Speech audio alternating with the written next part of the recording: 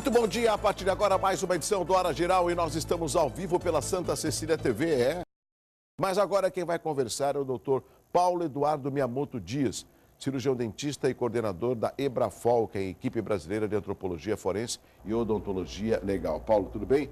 Prazer revê-lo, né? Bom dia, Douglas. Bom dia, telespectadores. Paulo, você é dentista e, lógico, nós conhecemos muitos cirurgiões dentistas, mas a EBRAFOL não é um nome muito conhecido.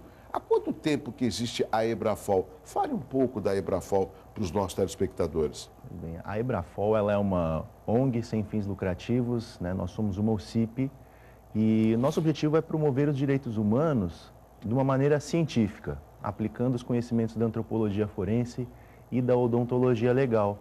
Então, a odontologia legal ela não é muito associada à própria odontologia por não ser uma área clínica, mas a gente lida com perícias, né? E aí, basicamente, a gente trabalha em 3 frentes.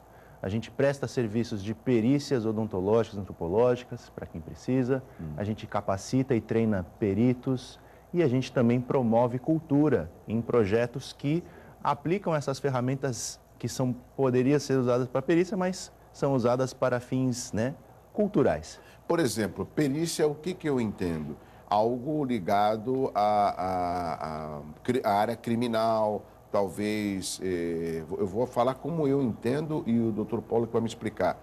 Talvez depois de uma grande investigação foi encontrado um cadáver e será que esse cadáver ele é de um suspeito, ele é de uma pessoa que está desaparecida há 2 anos? Será que tem a ver com aquele crime daquele bairro? E aonde que a odontologia, aonde que a EBRAFOL pode auxiliar na identificação, por exemplo, desse cadáver que foi localizado?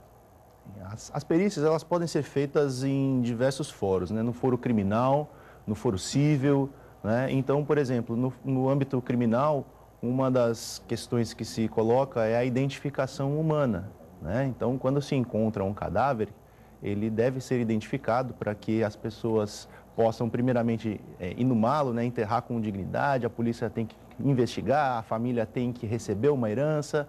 Então, quando alguém precisa de uma perícia atualmente de identificação pelos dentes, aqui na nossa região não é feito, né? Se deve ir para São Paulo. Então, a EBRAFOL, ela coloca à disposição do Poder Judiciário, das autoridades policiais, judiciais, aqueles operadores do direito, nosso quadro de peritos, né, que pode ajudar a fazer esse tipo de exame e outros mais, onde a odontologia legal possa auxiliar. Estimativa de idade, né? A gente pode fazer exames antropológicos de alguma ossada para saber o perfil daquela ossada, marcas de mordida, às vezes a gente vê crime sexual, né? O agressor deixa a mordida na vítima, a vítima morde o agressor para se defender e um exame que possa fazer um confronto dessas marcas pode eventualmente ser útil para a autoridade policial, a autoridade judiciária. E é aí que a gente se coloca à disposição. Agora, hoje a inteligência da polícia, a polícia civil, que é a polícia investigativa, ela conta com esse tipo de serviço ou ainda não conta? Ou seja, a EBRAFOL, que é quando solicitada, que oferece esse tipo de serviço? Ou a inteligência da polícia civil já conta com esse tipo de identificação, doutor Paulo? Na verdade, a polícia científica, ela conta, sim, com um núcleo de odontologia legal, né? A gente conhece, são colegas super competentes, eles estão lotados na capital, né? Mas o que nós observamos é que o litoral e o interior, eles não têm um acesso direto a esse tipo de perícias, né? Então ocorre uma certa dificuldade, né, na prestação desse tipo de serviço para a população. Então o que às vezes acontece é que a gente não conversa muito sobre esses assuntos e quando a gente precisa eventualmente desse serviço, só nos damos conta na pior hora possível, né? Então nosso objetivo não é de maneira nenhuma sobrepor o trabalho dos peritos que já tem, muito pelo contrário, é auxiliá-los, né? E de uma maneira que todos possam ganhar, a qualidade do serviço prestado possa ser elevada e também, né, o bem feito à população possa ser melhorado. Agora, doutor Paulo, existe um outro aspecto, os nossos telespectadores podem fazer perguntas pelo 30416777. O aspecto que me preocupa é o seguinte, eu já ouvi, os nossos telespectadores já ouviram muitos relatos de pessoas que perdem familiares, entes queridos e falam, poxa, a gente não consegue ter resposta, o corpo não é localizado, a gente queria pelo menos fazer um enterro digno. Ou seja, o fato de que uma pessoa encontre o cadáver de alguém que esteja desaparecido, essa solicitação para uma identificação tem que partir da Polícia Científica ou a Ebrafol pode trabalhar em conjunto auxiliando a Polícia Científica? Até para a gente explicar melhor para o nosso público telespectador. Pois bem, toda perícia ela deve ser requisitada por uma autoridade policial quando a gente está no âmbito criminal. Então, é claro que a Ebrafol ela não solicita perícias. Mas ela pode ela pode colaborar com o trabalho. Claro, a gente está à disposição de todos os delegados, de todos os promotores e juízes que sintam eventualmente a necessidade de se amparar em um trabalho mais técnico. A Ebrafol está à disposição para atuar como assistente técnico ou eventualmente como perito ad hoc. O nosso quadro de profissionais, a gente tem dentistas especializados nessa área e a gente também trabalha em parceria com diversas outras instituições, inclusive no exterior. Então, é claro que a gente não pode tomar uma iniciativa de requisitar uma perícia, porque não é nossa prerrogativa, mas a questão aqui é que nós estamos nos colocando como uma alternativa autônoma, independente, sem fins lucrativos e apolítica, que possa servir aí de auxílio para a população. Agora, e os elementos tecnológicos que a Ebrafol utiliza para esse tipo de trabalho? Nós temos aí uma tecnologia avançada na identificação, no mapeamento da identificação dessas pessoas, doutor Paulo? Douglas, a gente tem uma linha de trabalho muito forte, que ela é muito focada na tecnologia 3D e mais do que isso, é uma tecnologia 3D que só utilizamos o software aberto, que é aquele programa de computador que qualquer pessoa pode baixar. Então, a gente tenta agregar essa tecnologia o máximo possível.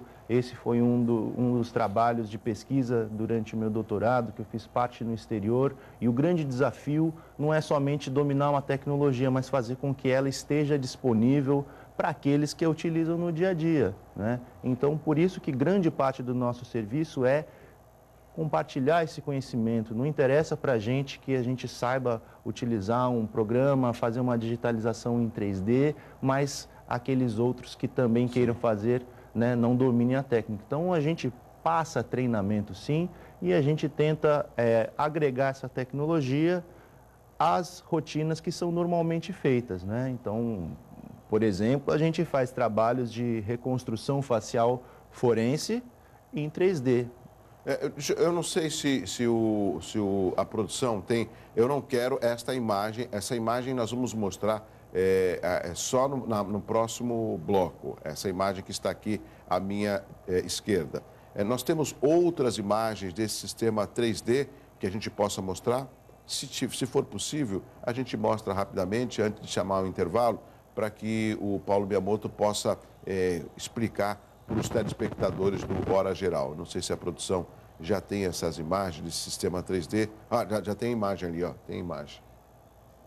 Paulo, eu queria que você falasse um pouco sobre a imagem.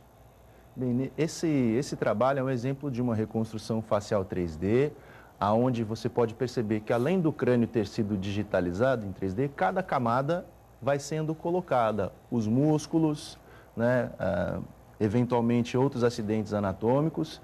E então, no final do processo, a gente tem uma face, mas isso não é inventado. Tudo isso obedece a parâmetro anatômico e acima de tudo, o estudo antropológico, o estudo dos ossos. Então, antes da gente fazer uma reconstrução de uma face, a gente tem que saber qual é o perfil daquela pessoa, se ela é um homem ou mulher, qual é a idade, qual é a ancestralidade dela.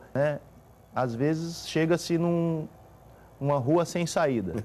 Você tem um cadáver, por exemplo, mas não tem ninguém procurando ele, tá? Então, você faz o exame dos ossos, sabe que é um homem de uns 35 anos, por exemplo, e que ele é da ancestralidade branca, por assim dizer, mas não tem ninguém procurando ele. Então, não dá para fazer a identificação porque você precisa de comparar dados para fazer uma identificação. DNA é assim, Sim. impressão digital é assim e o exame de arcada dentária é assim também. Então, para tentar, eventualmente, melhorar as chances de alguém reconhecer, é feito esse trabalho de reconstrução facial e então é divulgada essa face reconstruída, na esperança de que alguém da população possa reconhecer e aí entre em contato com a autoridade policial. Esse trabalho é um trabalho 3D que está na sua mão? Isso que eu tenho aqui na minha mão é uma impressão em 3D, né? E essa impressão em 3D é de um crânio. Dá para saber se esse crânio é de uma pessoa branca, de um negro? É possível através do crânio, doutor? Sim. Aqui a gente vê que esse crânio está cortado, mas é por uma limitação do tamanho da impressão em 3D. Tente virar um pouquinho o crânio para os nossos telespectadores. Não, ao contrário. Assim, para poder mostrar aqui, ó. Isso, ó. Ah, sim, verdade. Então, olha só, a antropologia forense, ela lida com essa questão do exame dos ossos. Então, tem algumas características, algumas medidas que a gente toma do crânio e sabe diferenciar ele, né? Esse crânio aqui dá para a gente perceber que ele é robusto aqui, que ele tem algumas características que são bem masculinas. E dá para perceber também que ele não é um crânio de um indivíduo jovem, né, de uma criança, e também não é um crânio de um indivíduo de muita idade. E dá para perceber também, tem algumas características, que ele não é um crânio do indivíduo nem asiático e nem marcadamente negro. Então é esse tipo de análise que a antropologia lida, não só no crânio, mas todos os ossos do corpo humano. E com isso você vai construindo um perfil biológico que pode dizer mais ou menos sobre como aquela pessoa pode ter sido em vida. Muito rapidamente, tem que chamar intervalo. Esse perfil da pessoa, ele tem aí uma proximidade de 100% de ser dessa pessoa? Não existe erro na hora da identificação? Sim. Todo método de antropologia, ele carrega um pouquinho de erro, tá? Sim. Nada é 100%. Né? Então, não tem problema que esse erro aconteça, contanto que ele seja especificado no laudo. Sim, ótimo. Eu vou pedir licença ao Paulo Miyamoto, um rápido intervalo. Na sequência tem perguntas pelo 30416777 e aquilo que você viu no vídeo, você vai ver ao vivo aqui no Hora Geral. Eu volto já.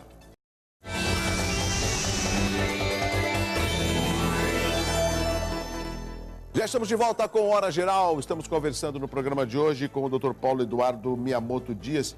Ele é cirurgião dentista e coordenador da EBRAFOL, que é a equipe brasileira de antropologia forense e odontologia legal. Lógico que aquelas imagens que foram mostradas no vídeo, eu vou pedir até para o Paulo Miyamoto mostrar o resultado dela, mas antes, tudo partiu deste crânio que foi construído em 3D, não é?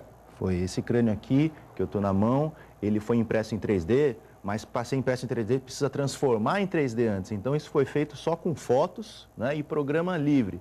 Então, As fotos, desculpe interromper, de um crânio que foi encontrado, é isso? Isso, esse crânio aqui que está na minha mão, originalmente ele está sepultado lá na cidade de Pádua, na Itália. Então, eu trabalho com um designer 3D que ele chama Cícero Moraes, ele é o vice-coordenador da EBRAFOL, e aí, nesse caso aqui, os italianos, arqueólogos nossos, mandaram fotos de um crânio e o perfil, homem, branco, 35 anos, e aí a gente cruzou essas fotos, deu origem a esse objeto em 3D e a gente reconstruiu a face dele em cima. Essa reconstrução dessa face é justamente essa imagem que nós vamos mostrar agora, e eu queria que o Paulo Miyamoto falasse um pouco mais dessa imagem que eu acredito vai surpreender os nossos telespectadores. Pode colocar a imagem que está aqui à minha esquerda.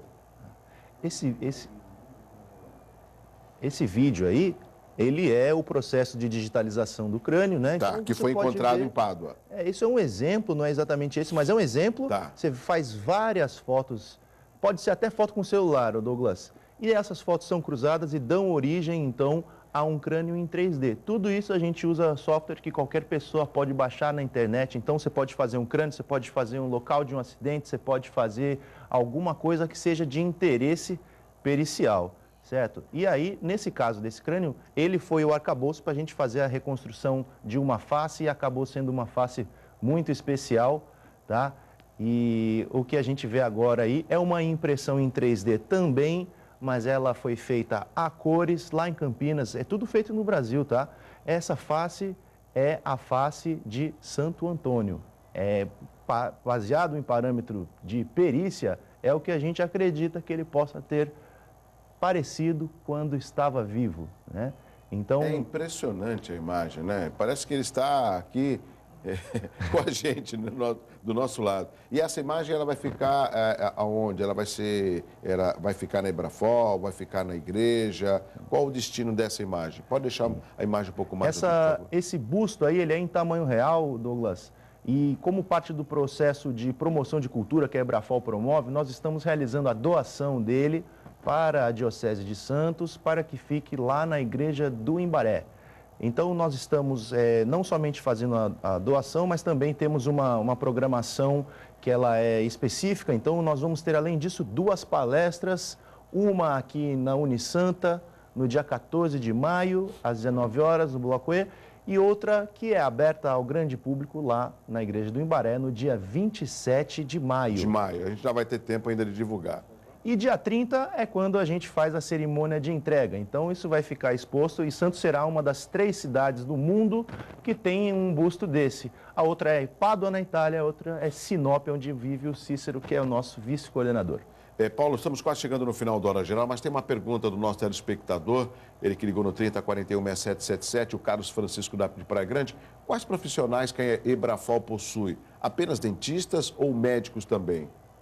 No momento, nós temos dentistas clínicos, dentistas especialistas em odontologia legal, advogados, relações públicas e também profissionais de computação. Médicos a gente ainda não tem dentro do nosso quadro, mas a gente tem médicos que são nossos parceiros e prontamente podem nos ajudar, médicos legistas. O Diego Santana acabou de ligar pelo WhatsApp, 981387000.